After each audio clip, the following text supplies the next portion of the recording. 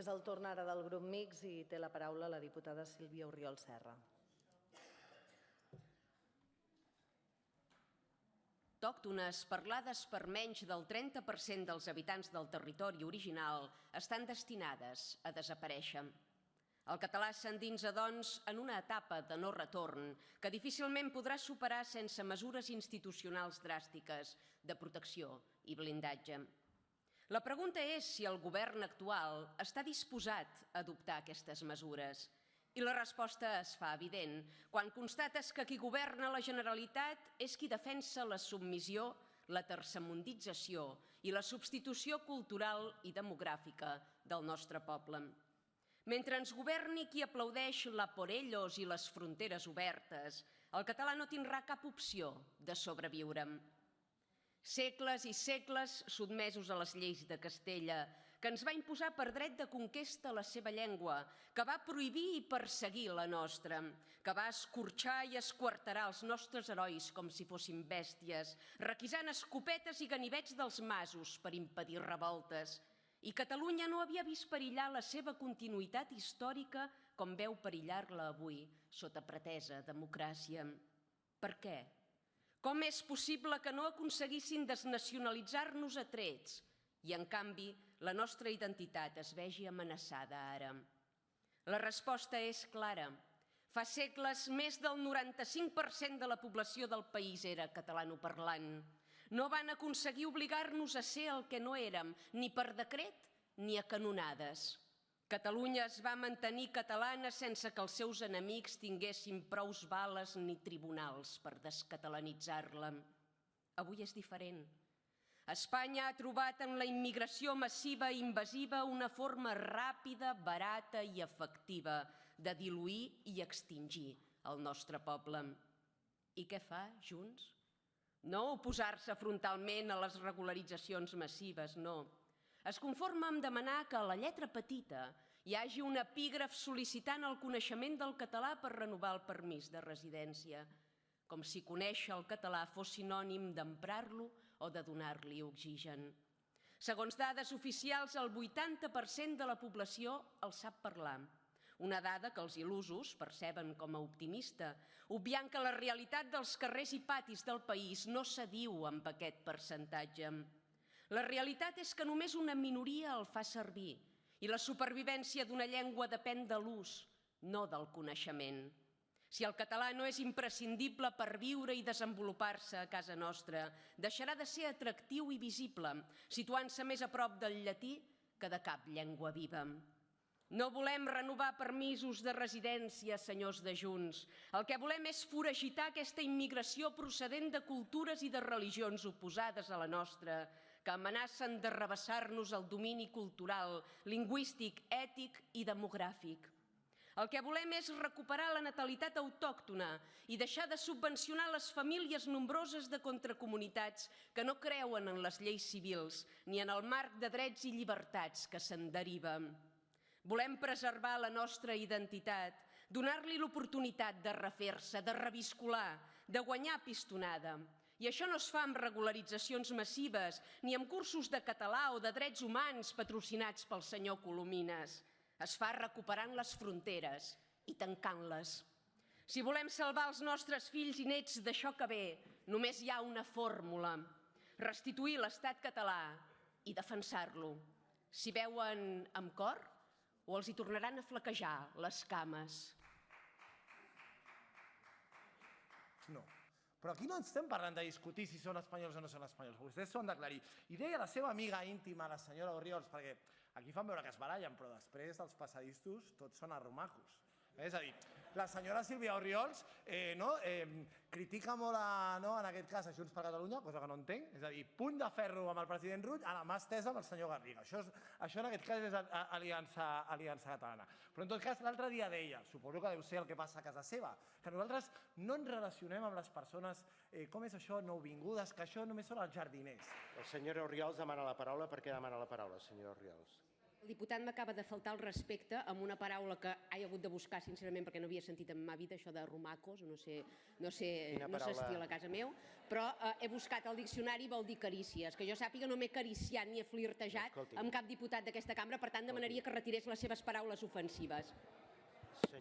Senyora Oriols, això forma part, diguem-ne, de potser un vocabulari no adequat en termes parlamentaris, però no forma part d'aquesta expressió ofensiva. En tot cas, em pensava que em demanaria la paraula per contradiccions, per al·lusions, i li hagués donat, però en aquest cas concret ens movem en els paràmetres que, diguem-ne, que no són propis del decòrum parlamentari, però que tanmateix aquesta presidència no li veu aquest to ofensiu que vostè planteja. Per posicionar el grup parlamentari mixt, té la paraula la diputada senyora Sílvia Oriols Serra.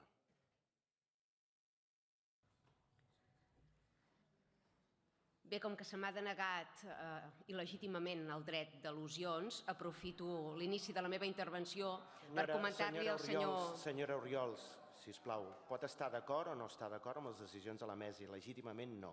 I pot estar d'acord o no la mesa, la vicepresidenta ha pres la decisió coherent amb allò que diu el reglament i la pràctica parlamentària. Pot continuar. Doncs aquesta mateixa coherència no la manté quan qui demana dret d'al·lusions són altres formacions polítiques i si vol li puc fer avinents gravacions d'intervencions d'altres diputats en què sí que s'ha donat dret d'al·lusions i sense haver-los citat amb nom i cognom com sí que ha passat amb mi. Per tant, si no existeix neutralitat en aquesta mesa s'ha de poder denunciar des d'aquest faristol. Senyora Oriols, no entrarem ara en un debat entre vostè i jo. La mesa té uns criteris, aquests són els criteris que defensem de manera coherent.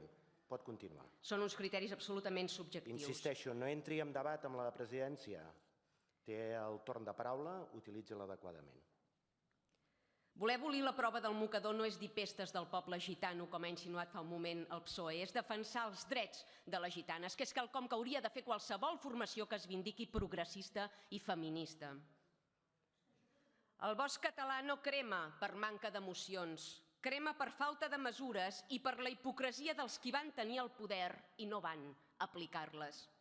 Vinc de Ripoll, d'un municipi envoltat de boscos, d'una comarca on la gent és temerosa del foc, on les administracions locals no tenen tècnics per redactar plans de prevenció, on no es disposa de finançament per netejar les franges i on les ADFs, amb penes i treballs, fan la feina que no fan vostès.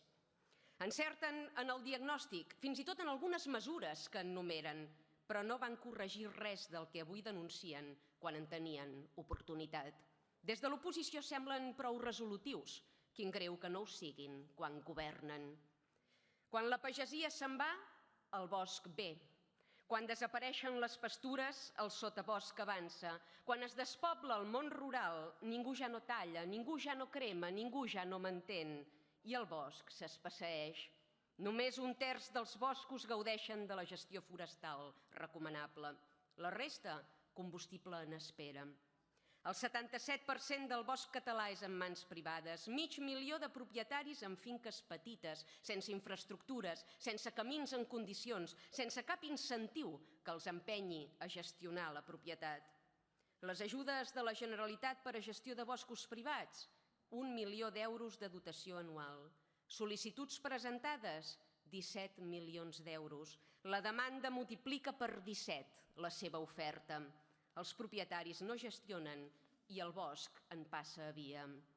Més del 50% dels municipis obligats a tenir pla de prevenció d'incendis no el tenen. No per mala fe, no per deixadesa, per falta de tècnics, de recursos, de finançament. Les administracions superiors els han deixat a l'estacada. L'any 2022, el Congrés espanyol va votar un reial decret que centralitzava la gestió d'emergències i imposava per sobre del Servei Meteorològic de Catalunya, l'EMET.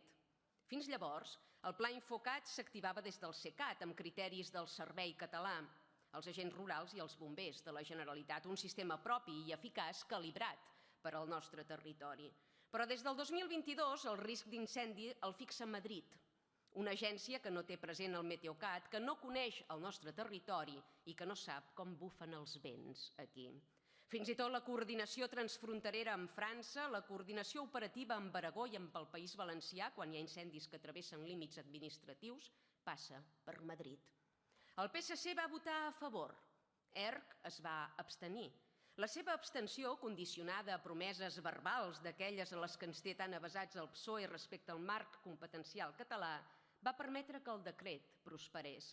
Avui, des de l'oposició, i sense haver aconseguit cap competència d'aquelles que els havien promès a canvi de l'abstenció, presenten una moció demanant millors eines de coordinació i prevenció d'incendis. Se n'en riuen, dels catalans? O és que de debò ens veuen desmemoriats? Amb en Pere Aragonès a la presidència, Esquerra va destinar 72 milions al Pla de Prevenció d'Incendis en una legislatura, 4 anys. Ara demanen 200 milions anuals, 11 vegades més del que vostès van estar disposats a invertir-hi. Sota el seu mal govern, 9 de cada 10 euros destinats a despesa contra incendis s'assignaven a l'extinció i només 1 de cada 10 a la prevenció. És com si en una societat obesa, en comptes d'invertir en nutrició i exercici, s'invertís en més quiròfans per fer bypassos gàstrics. Votarem favorablement a molts punts de la moció, encara que la presentin vostès. I ho farem per la pagesia, ho farem pels voluntaris de les ADFs, ho farem pels silvicultors que esperen pacientment llicències mentre els sotaboscs s'acumulen. Ho farem pels batlles dels petits municipis que no tenen tècnics ni diners per posar fil a l'agulla. Pels ramaders extensius que mantenen pastures i redueixen riscos sense que ningú els doni ni tan sols les gràcies. Pels propietaris forestals que demanen ajuda i no la reben, per tots aquells actors que salvaguarden el país mentre els partits polítics amunteguen plans, taules, estratègies, observatoris i mocions que mai no s'executen. I en darrer terme,